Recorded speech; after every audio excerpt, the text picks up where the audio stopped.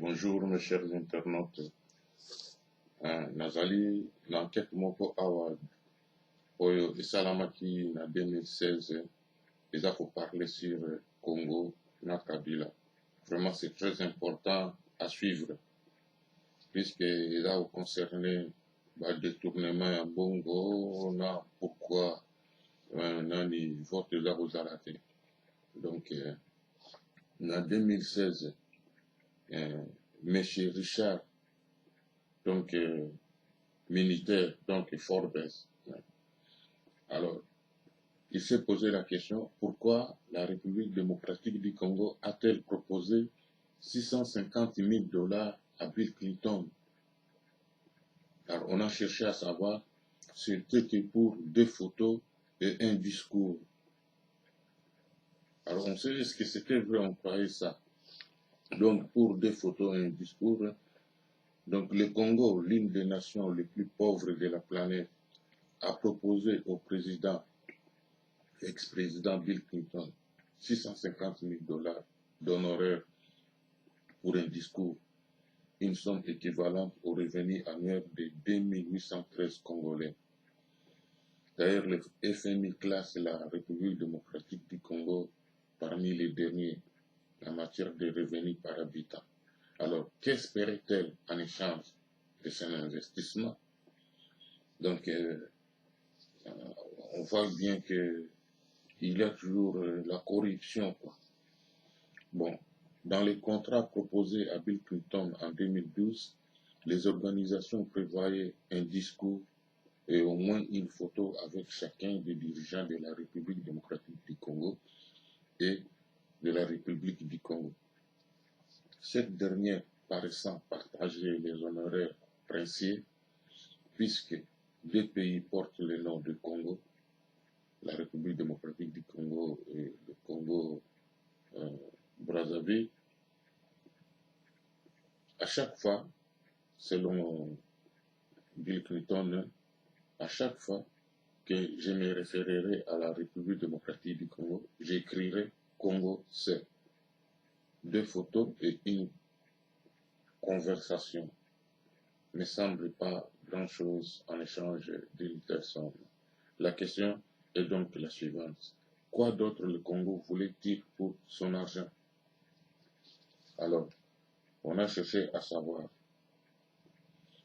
L'offre extraordinaire que le Congo fit à Clinton a fait surface pour la première fois dans un lot de courriels à Hillary Clinton, révélé en août dernier, laquelle offre n'a pas attiré beaucoup d'attention à l'époque. De nouveaux documents qui ont été récemment divulgués, connus sous le nom de Panama Papers, jettent une nouvelle lumière sur ces mystères ainsi que sur les méfaits commis par les dirigeants corrompus du Congo. Alors que Hillary Clinton était secrétaire d'État, la plus haute responsable américaine en relation avec les dirigeants étrangers, l'ancien président Bill Clinton a parcouru le monde entier pour délivrer des discours aux dirigeants de la planète et à des intérêts étrangers, gagnant du moins 48 millions de $, tandis que sa femme était à la tête de la diplomatie américaine. Pourquoi ces paiements à Clinton ne sont-ils pas considérés comme le pot de vin à l'autre Clinton? Voilà. Donc, on découvre que Bill Clinton atambolaka na planète kokangaka bafoto na baprésident kobeta badiscours ya malamu pour baprésident wana, donc bapesaka ye bambongo ebele. Donc eza na discours adelivrer badiscours adelivrer déjà et rapporté 46 millions de $. Donc pourquoi alors bapaiement wana, on se pose des questions, considéreront pas comme pot de vin, parce que ça va Clinton. Donc on veut savoir, c'est précisément pour empêcher que cela soit perçu, ainsi que le département d'État devait approuver tous les discours internationaux de l'ancien président Par conséquent, le directeur de la politique étrangère de la Fondation Clinton, Amitabh Desai, a envoyé un responsable du département d'État la demande de Clinton d'accepter les 650 000 dollars, écrivant William Jefferson Clinton. Veut savoir ce que le ministère en penserait s'il prenait cet argent à 100% pour la fondation. Là, c'est moi, Jefferson Clinton, quoi. Moi, Clinton, basé dans la fondation à Bango Clinton, donc fondation wana, donc mbongo côté la kanandela la fondation wana. Bango de bajira kango. C'est le camouflage favori de Clinton. L'argent était destiné à la fondation Clinton à but non lucratif, qui est contrôlé par les Clinton et leur fille Chelsea, d'où il aurait pu être utilisé pour des services médicaux, la scolarité et autres bonnes actions. Disent-ils. C'est vrai, mais telle n'est pas la question. Donner de l'argent à une œuvre caritative ne répond pas à la question de savoir si celui-ci a été reçu en tant que pot de vin. Pour y répondre, on voudrait savoir ce que les dirigeants étrangers veulent en échange de leurs donations. Après tout, les dirigeants congolais ne sont pas préoccupés par les déductions fiscales au titre de charité sur leur déclaration d'impôt aux ISA. Alors pourquoi un tel cadeau avec l'argent de leur pauvre pays? Apparemment, le département d'État a refusé le plan de Clinton de se rendre au Congo, de même que sa demande de délivrer un discours rémunéré en Corée du Nord. Voilà, on poursuit. En tout cas, il ne s'y est pas rendu, mais c'est la proposition elle-même qui pose problème. Voilà. Que voulait le président du Congo, Joseph Kabila? Si l'on peut spécifier à l'infini, deux possibilités semblent les plus probables. 1.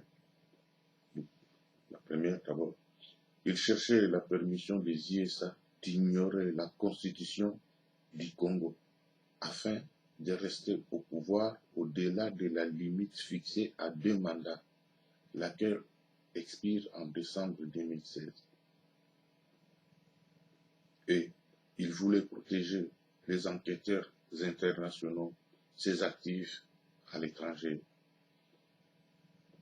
Donc, Bill et Hillary, en particulier, Hillary, lorsqu'elle était secrétaire d'État, aurait pu, donc les deux, s'ils voulaient, être d'une aide précieuse dans les deux cas. Rester au pouvoir et conserver des milliards de profits mystérieux aurait certainement valu 650 000 dollars si c'était l'accord que Kabila est en tête. Donc, on poursuit. Il est temps pour les Clinton et leur fondation de révéler toutes leurs communications avec Kabila et son régime. Comment était-on arrivé à la somme de 650 000 dollars, tout frais payés, plus voyage en jet privé? Que voulait le Congo en échange? Les Clinton ont-ils offert d'apporter une aide avec les ISA, l'ONU, l'UE ou d'autres responsables internationaux? Et qu'en est-il des comptes de Kabila à l'étranger? Donc, de nouvelles preuves ici de Panama Papers, une mine d'infos sur quelques 200 000 sociétés offshore immatriculées par la firme juridique Mossack Fonseca ont été remises au quotidien allemand Süddeutsche Zeitung et ensuite au consortium international de journalistes d'investigation. Une douzaine d'actuels et anciens dirigeants nationaux et plus de 100 autres responsables élus des pays nord-américains et européens ont vu leur nom sortir de cette pile massive de documents dérobés. La sœur jumelle de Kanambe Kabila, donc, apparaît également dans la liste des Panama Papers. Elle possède une société écran dont la valeur excède 100 millions de dollars. La sœur de Kanambe, Janet Kyungu, a ouvert une société peu après l'arrivée au pouvoir de son frère. Les directeurs initiaux étaient enregistrés sous le nom de Kalume Nyembo Feruzi et Ursula Kyungu, nom que Janet Kyungu utilise parfois dans les registres commerciaux. La famille Feruzi serait proche de la famille Kabila depuis Laurent Désiré, père adoptif de Kanambe et de Janet Kyungu et ancien président de la République démocratique du Congo. La société écran Kirutsu Holding Limited a été immatriculée dans la petite île du Pacifique Sud, Niue, le 19 juin 2001, 5 mois après que Joseph Kabila est devenu président. Kiratu Holding Limited a rapidement pris de retard dans ses paiements d'immatriculation dus au gouvernement de Niue et a dû faire une série de demandes d'inscription révélatrices. Elle a soumis une demande de restauration en 2010, laquelle comprenait une déclaration sous serment du copropriétaire de la société de Kabila, Kalume Nyembo Feruzi. J'ai besoin maintenant que KHL soit restauré et rétabli avant que les actifs de la société puissent être réalisés. C'est un conseiller de Feruzi a expliqué à la firme Mossack Fonseca Feruzi a besoin de recevoir des dividendes tout comme Kanambe, sans aucun doute. Donc, on poursuit. D'où provenaient ces dividendes? En partie de sa participation à hauteur de 9,6% dans la plus grande entreprise congolaise de téléphones cellulaires, Vodacom Congo, SPRL, laquelle à son tour était estimée à 1,5 milliard de dollars en 2010. La société écran pourrait bien détenir d'autres actifs commerciaux. Voilà. Donc, ce qui est nécessaire dans ces rapports, surtout plus important que là, on voit que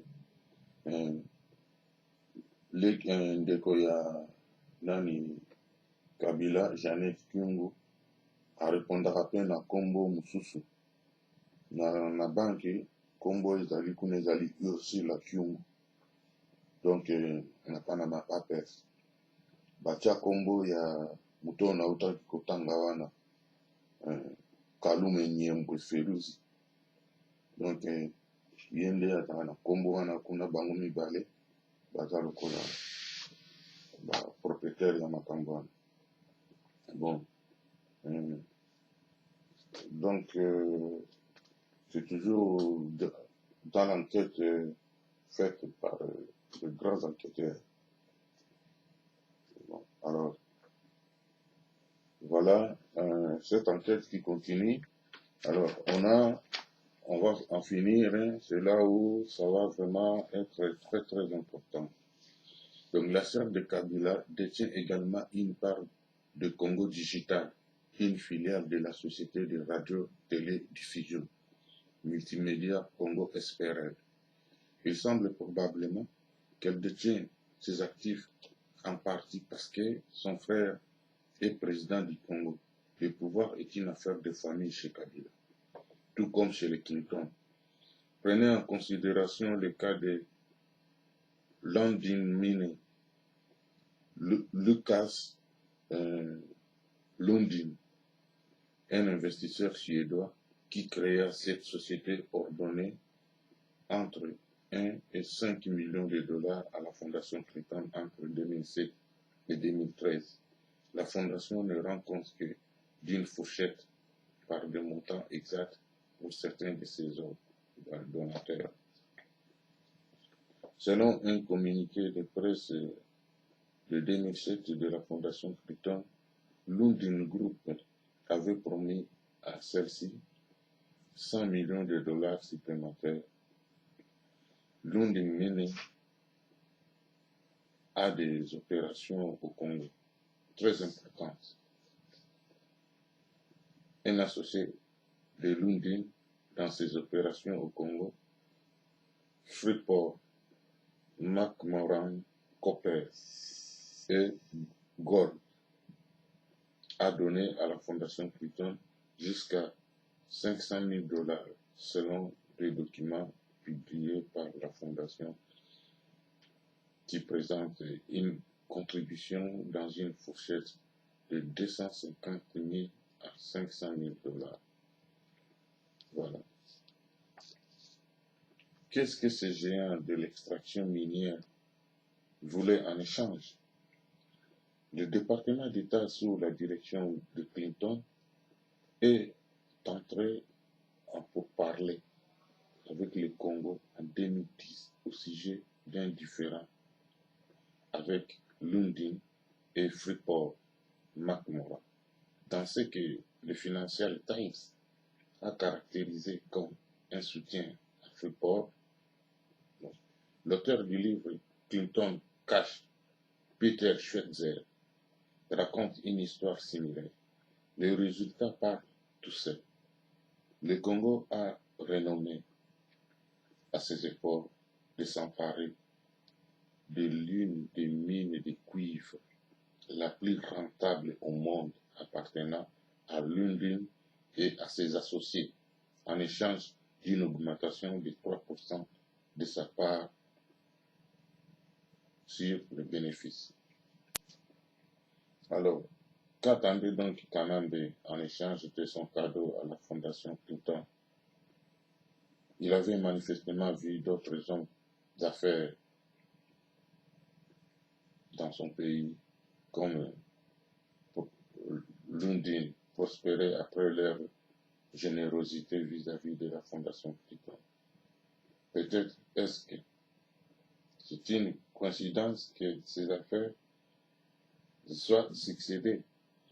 Donc, on voit bien que comment la photo, tout le monde a Bill Clinton, a Kangamana, Bakagame, Naba président, Soussou, les Aranaonga corruption, c'est pour que Batoana va continuer Msala Nabango Yamabe. Donc, ils sont des démons.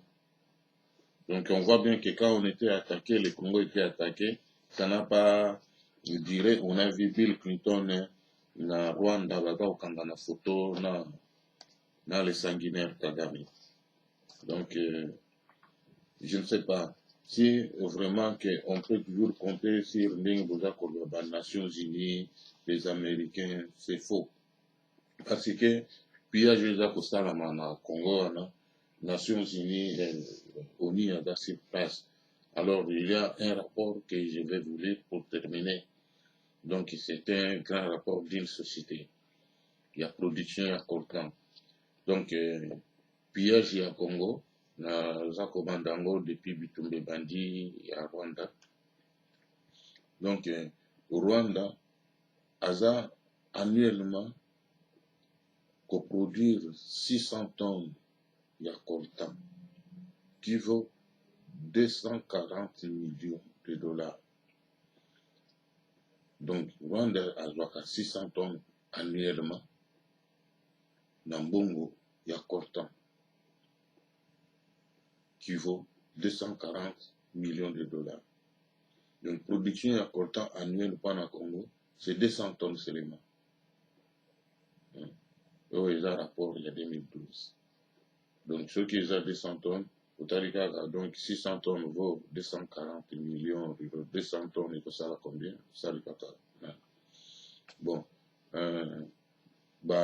coltan, on a minéraux, on a exploité, on a mine, il y a République démocratique du Congo, notamment dans des sites comme Bululu, Fungamwaka, Gungu, Kamakoma, Kanengo, Loa, Lusirandaka, Numbi. Bon, en matière eza kuna mingi, surtout eza or na coltan. Et puis autres aussi. Compagnie ya liboso et fanda na place wana c'est des compagnie ya ba belge en 1935. Donc 1935-1936 archive moko ezali ya compagnie wana CNKI. Donc comité national du Kivu. Année 1935-1936. Archives excerpts du rapport et feuilles de prospection réserve. Le Rwanda n'a jamais été pays producteur, mais il est le premier exportateur du monde de coltan à partir de 2010. Entre 1990 et 2009, le Rwanda n'a jamais existé sur la liste des pays producteurs exportateurs. Donc, on voit bien que le rapport en est là-dessus que le Rwanda est le premier producteur mondial de coltan, alors que Rambo Kane a Zakanangote. Et puis, c'est à partir de 2010 de Dandi.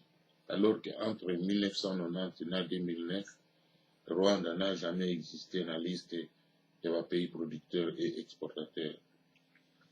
Même Institut biologique au Brésil, balandela Kambana, il y a ISA, ma dossier à ISA Bayebi, qui va produire un égout à Kivu. En 2017, traitement à coltan et que ça en Rwanda par une société américaine. Donc, coltan wana et banda na koyiba ma depuis bato bataika ko contrôlango ba banda kiango on se Bosco Tanganda contrôler les mines de Fungamwaka et de Numbi. Laurent Kunda en faisait autant avec tant d'autres soldats, chefs militaires ougandais, Tutsi, proches des tribus de Museveni. Oui.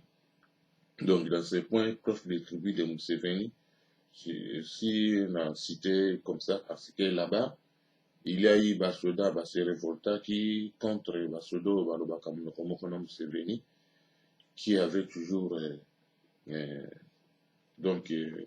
l'autorisation de venir au Congo et travailler au Congo, retourner avec des minerais. Et puis la plupart ya basoda wana basomba bamituka batonga bandako kitoko, mais basoda balobaka minoko mosusu bazaotinda bango bamission wana te. Yango wana nde bakonfiaki yango na reporter moko boye bamituka eza kouta kuna na basoda eza kozonga na mabele tondi na kati ya mituka donc mituka basoda. Donc on a constaté ça na Ishasha en frontière ya Uganda, Congo, esika bamituka ekotaka ebimaka. Mboka yango babengi Ishasha. Donc, et puis rapport mosusu, il y a association Miséréo. Donc, il y a koloba que il y a un certain Faustin Sirushago, c'est un Rwandais, aza exportateur local na Bukavu, na mine ya Fungamwaka. Voilà. Donc, la compagnie représentée par M. Frank Balestra. Donc, compagnie wana oyo tongi société pour nettoyage ya coltan na Rwanda. Kombo société yango CO AB Mineral. Mukolo ya société wana kombo na Frank Balestra. Donc, société ezofungwama na 2017 awa. Donc, ils allaient usine à séparation et puis traitement des minéraux. Bon, alors, trajectoire, il y avait minéraux dans des outaka. Donc, ils ont route Fungamwaka, Rana, Mulungu, d'où un avion tous les 10 jours. Yakawana, la région, c'est moins d'une heure pour rejoindre Bukavu. Voilà un petit rapport que je voulais partager avec Ibana Congo et les amis du Congo. À bon entendeur, salut, ciao.